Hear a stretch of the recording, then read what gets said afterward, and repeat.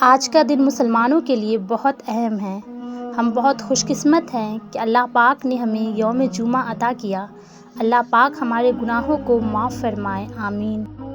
سب تعریفیں اللہ کے لیے ہیں جس نے ہمیں کھلایا اور پلایا اور مسلمانوں میں سے کیا۔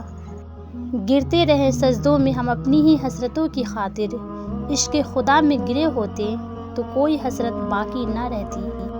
دوسروں کے لیے اچھا سوچو گے تو اللہ تعالیٰ تمہارے لیے راستے بنا دے گا اور مشکلیں آسان کر دے گا۔ دنیا کی سب سے بہترین، خوبصورت اور حسین نعمتوں میں سے ایک نعمت نماز ہے۔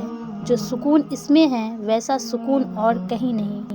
اللہ پاک کا بنایا ہوا ہر شخص مکمل اور خوبصورت ہے، بس خامی اور کمی تو ہمارے اخلاق اور رویوں میں ہے۔ پوچھا گیا صبر جمیل کسے کہتے ہیں؟ جواب آیا، جب تم آزمائے جا رہے ہو اور تمہارے لب پہ ہو شکر الحمدللہ۔ کسی سے نیکی کرتے وقت بدلے کی امید نہ رکھو، کیونکہ اچھائی کا بدلہ انسان نہیں اللہ دیتا ہے۔